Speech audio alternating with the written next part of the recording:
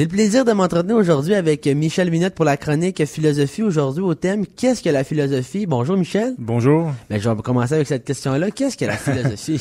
Ouais, ben merci pour l'entretien. En fait, c'est bien de toujours se questionner à l'origine qu'est-ce que la philosophie. Donc, on entend par philosophie, la racine, c'est l'amour de la sagesse. Donc, c'est pas débattre, c'est pas écrire, c'est pas avoir une philosophie ou non. Donc, c'est l'amour de la sagesse. Donc, une espèce d'amour, ça dit, ben, une quête, une mise en marche, un chemin vers la sagesse. Et la sagesse serait la connaissance des lois de la vie et des lois de la nature, en fait.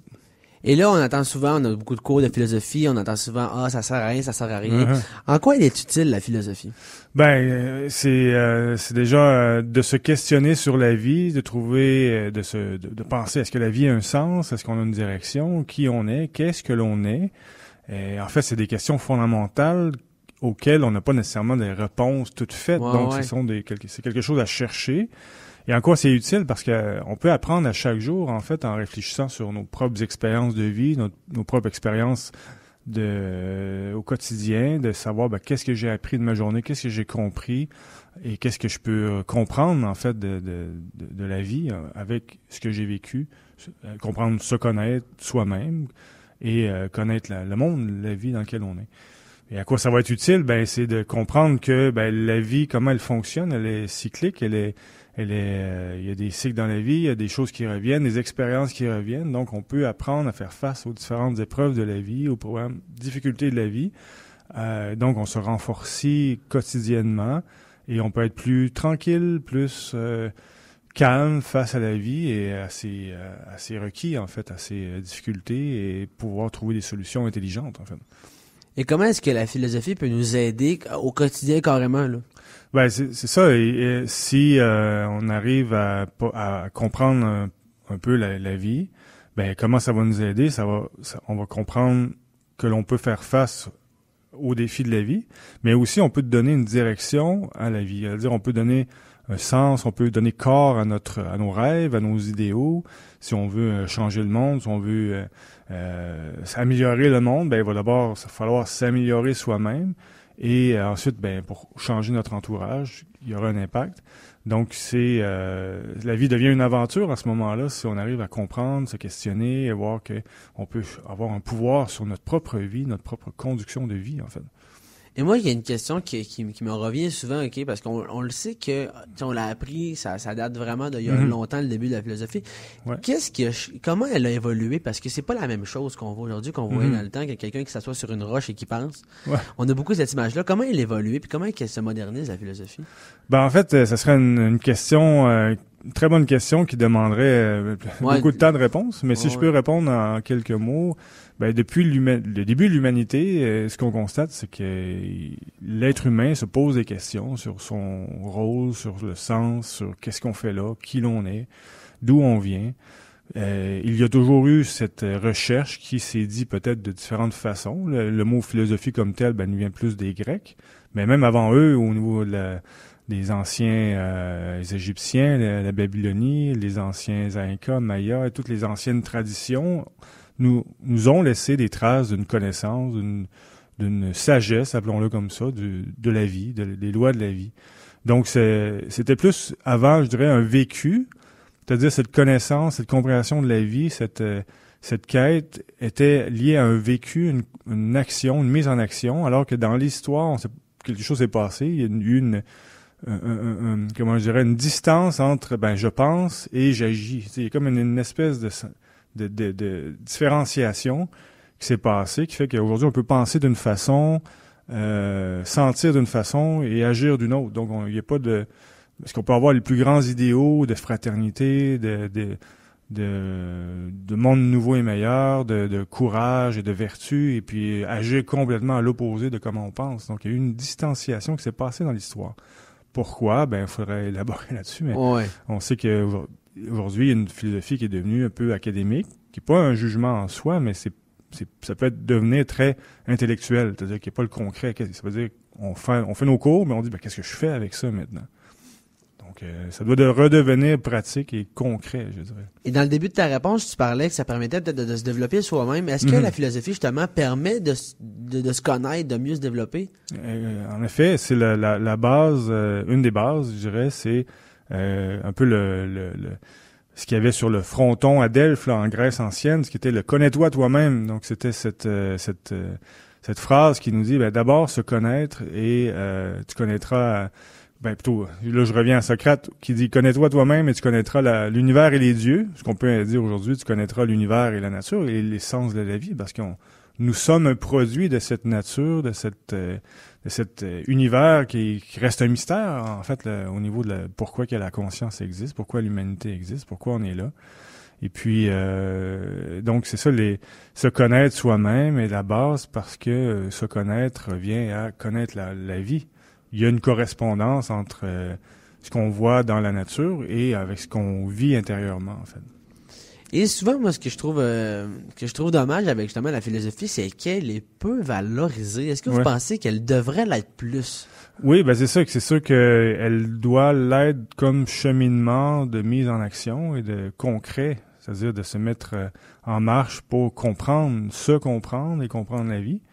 Et valoriser dans ce sens-là, parce que c'est sûr que si c'est seulement une joute intellectuelle, c'est sûr que c'est intéressant, puis c'est pas un jugement, mais c'est dans le sens où qu'est-ce que je fais concrètement avec ça? Qu'est-ce que je fais avec toutes ces connaissances qu'on peut lire dans les livres, mais que je n'arrive pas à vivre ou à mettre en action, à mettre en pratique?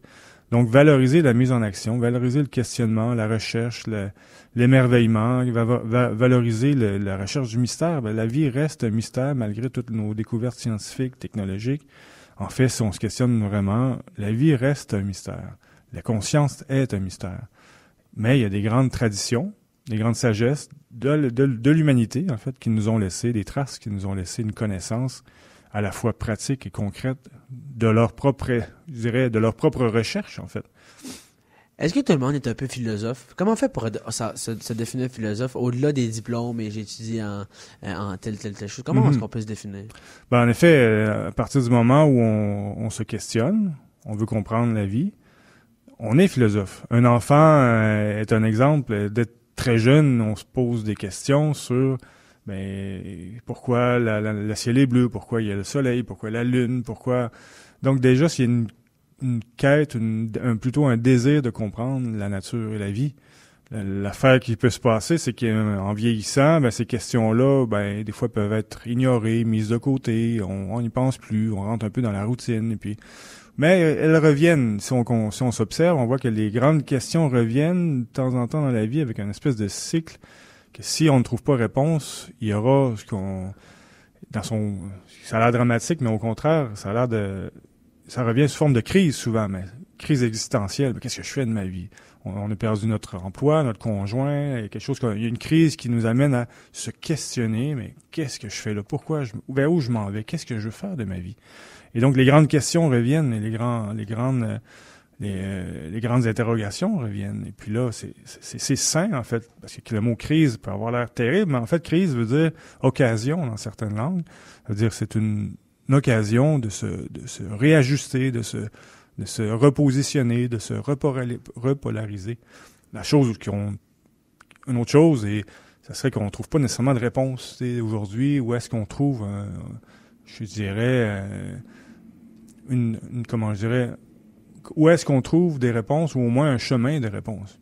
Pas des réponses toutes faites, parce qu'on n'est jamais rendu à la sagesse, mais au moins des pistes. Vers où je m'en vais? Il y a toutes sortes de voies différentes, de distractions, mais en fait, qu'est-ce qu'on fait, en fait, ensuite avec tout ça? Vers où je m'en vais, en fait? Et est-ce que c'est bon? Est-ce que c'est normal de pas, parfois, trouver des réponses? Ça peut arriver, en effet, mais il faut qu'il y ait, quelque part, au moins un premier pas qui doit être fait. C'est-à-dire, je sais pas quoi faire, je sais pas où aller. Il y a plein de voies qui peuvent m'intéresser, ou plutôt m'aspirer ou m'inspirer. Mais à un moment donné, il doit dire, je sais pas quoi faire, mais je veux prendre un pas au moins. Je vais faire un pas vers quelque chose. Donc, je veux prendre une chance, sachant que, gardant un peu comme dans l'histoire de Thésée et le Minotaure, ça veut dire garder ce fil d'Ariane vers de où je viens, ça veut dire je m'aventure dans l'inconnu, je marche, je mets un pas vers quelque chose que je ne connais pas, mais tout en gardant le fil, ça veut dire que sachant que c'est une expérience que je suis en train de faire, donc je vais essayer d'apprendre de cette expérience-là.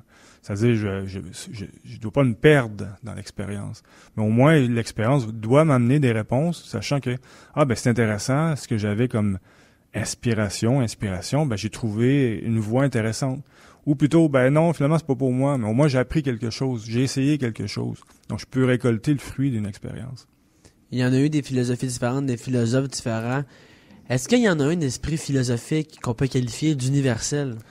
En effet, parce qu'on constate à la fois, même aujourd'hui, où les grandes questions reviennent, mais aussi dans l'histoire de l'humanité, les grandes questions étaient là. On nous a, il y a plusieurs traditions qui ont laissé des voies ou des chemins, des fruits d'une expérience. On pense à Platon, on pense à Socrate, mais aussi aux anciens, je sais pas, à Maya ou à Inca, à Égyptiens, comme la Chine ancienne, et les Celtes. Toutes les traditions nous ont laissé un chemin, un parcours. Donc, il y a cette quête humaine, profondément humaine, de réfléchir, de trouver un peu plutôt chercher ce mystère de la vie, notre propre mystère à nous comme êtres humains. Qu'est-ce que je suis, qui je suis, mais aussi le mystère, appelons-le les grands mystères. Qu'est-ce que la vie, qu'est-ce que la conscience, qu'est-ce que l'univers, qu'est-ce que la nature, et ses foi, et ses lois, et ses forces, en fait. On dit souvent que la philosophie, ça nous rend libres. Ouais. Pourquoi est-ce qu'on dit ça? C'est une bonne question, parce qu'en fait, libre de quoi? Et qu'est-ce que la liberté? Ce serait déjà une bonne question, parce qu'on peut dire, on est libre à partir du moment où on peut faire ce qu'on veut.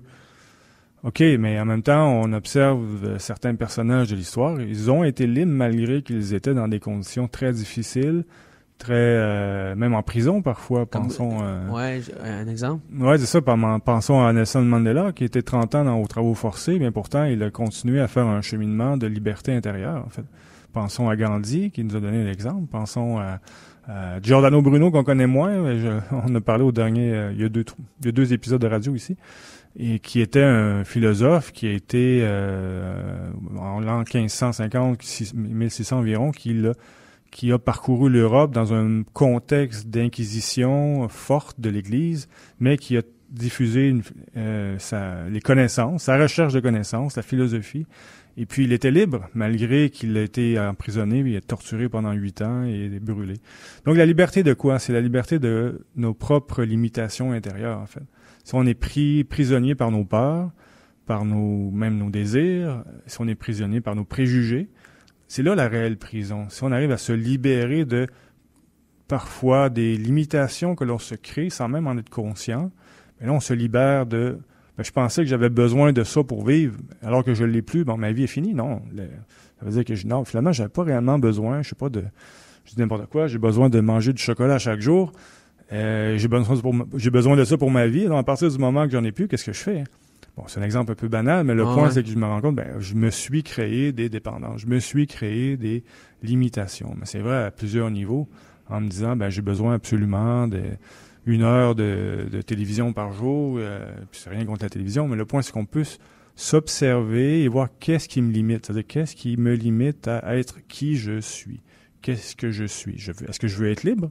C'est-à-dire indépendant, détaché, libre penseur, donc avec un esprit critique, au-delà des apparents, au-delà des courants d'opinion, des forces, même des médias ou des amis ou de la famille qui ont une opinion, puis je suis seul à penser d'une façon, et donc je peux me sentir pris, mais alors que non, je peux être libre malgré ma différence, malgré toutes mes idées, en fait. Et là, on a plein d'exemples, vous avez nommé plein d'exemples du quotidien comme ça, où est-ce qu'on peut se rendre compte carrément que finalement, il y a des choses qu'on s'est mis dans nos têtes. Comment est-ce que, concrètement, là, moi, c'est ça ma question, que ça m'intéresse d'en prendre là-dedans. Comment est-ce qu'on peut faire pour, justement, s'en rendre compte, concrètement? Ouais.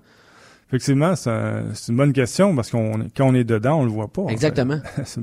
Et une bonne analogie de ça, qui a été plutôt une allégorie, qui a été laissée par Socrate, pas Socrate, mais Platon, tous ou plusieurs d'entre nous avons été initiés à l'allégorie de la caverne de Platon, en fait, qui représente très bien cette image dans une de ces clés d'interprétation, parce qu'il y a plusieurs, ben on est tous prisonniers dans le fond d'une caverne, enchaînés avec des images sur un mur, et on pense que c'est ça la réalité, c'est ça la vie. Donc comment se rendre compte que ce n'est pas ça? Comment on se libère de nos chaînes? Et on se rend compte qu'il y a un chemin de sortie de cette caverne, donc un chemin intérieur, en fait, parce que tout ça est à l'intérieur de nous. On ne parle pas de l'extérieur. Donc, c'est une bonne question. Et pour ça, il y a la vie, à tous les jours, mais plutôt on peut se rendre compte que dans la vie, il y a des signaux. Donc, il faut savoir s'observer. Où est ma conscience? Comment je fonctionne à chaque jour? Qu'est-ce qui m'a impacté émotionnellement, par exemple? Parce que l'émotion, vous nous envoyez un message, il y a ça. Ça m'a mis en colère avec un collègue qui m'a dit telle affaire. Donc, est-ce que c'est la faute du collègue? C'est lui qui est pas correct. Donc, on peut mettre la faute à l'autre, mais si j'observe en moi, qu'est-ce que c'est venu toucher en moi? Peut-être que j'ai quelque chose à observer, là, puis finalement se libérer de ça, et finalement, c'est pas la faute de l'extérieur. Donc, je me libère de une limitation. Quand les gens me disent me parlent d'une telle façon, ça me fâche. Alors, je peux peut-être travailler ça, clarifier ça. Donc, faut s'observer. Les réactions émotionnelles, c'est un bon point. Aussi, nos idées fermées, c'est-à-dire, et qui peut être, quelqu'un nous dit une idée qui va pas du tout de comment moi je pense, et je me ferme et je me mets en colère. C'est un signal, il y a quelque chose qui est là. Pourquoi ne pas s'ouvrir? Peut-être que l'autre amène un point de vue que j'ai pas pensé, que j'ai pas vu, ou peut-être ça va alimenter ma façon de penser, ou peut-être que moi je peux apporter quelque chose à l'autre. Donc pourquoi se mettre en colère? Donc il y a peut-être quelque chose, pas dire de dire je serai pas en colère. Non, c'est observer, mais qu'est-ce qui en moi est impacté et essayer de démonter un peu ça. Essayer de démonter, OK, peut-être que j'ai des idées figées, des préjugés, peut-être que j'ai quelque chose à travailler, là. On parle de s'observer, mais est-ce que on peut y arriver par le dialogue? Quelle place ça prend, ça, cette facette-là? En effet, c'est souvent le mode qui était pris par les grandes écoles de philosophie et les grands philosophes, c'est-à-dire le dialogue. Dialogue, qui veut dire qui veut dire deux, et logos, donc deux intelligences qui se rencontrent. Et puis, en effet, d'avoir idéalement des gens un entourage avec lesquels on peut avoir un dialogue profond et sincère sur des grandes idées, sur les grands principes, et aussi observer, je comprends pas comment mettre en action telle qualité, par exemple. J'aimerais être plus courageux dans ma vie, mais comment je fais? Je dois trouver d'abord, est-ce que j'ai des endroits où est-ce que je manque de courage? Et là, comment j'ai vécu, je m'observe, je vis ça, là, je peux dialoguer avec quelqu'un, comment je fais pour mettre en marche dans un dialogue? Ensuite, l'autre va amener ses idées, moi j'ai emmené les miennes, on peut faire jaillir une nouvelle idée. C'est-à-dire, c'est comme un bébé idée, tu as deux idées qui donnent naissance à une nouvelle, donc on peut avancer tranquillement et dans la connaissance. Mais évidemment, ce qui est bien, c'est d'avoir une école de philosophie qui peut nous permettre de faire ce dialogue-là, ce qui est plus difficile aujourd'hui. Mais il en existe, des écoles de philosophie. Vraiment un sujet à approfondir puis à réfléchir. Mais un gros merci, Michel Binet. Merci à toi. On va se revoir quelques occasions dans l'été pour pouvoir en discuter de différents thèmes. Très heureux de cette collaboration, puis on se revoit très bientôt. Merci à toi et à très bientôt.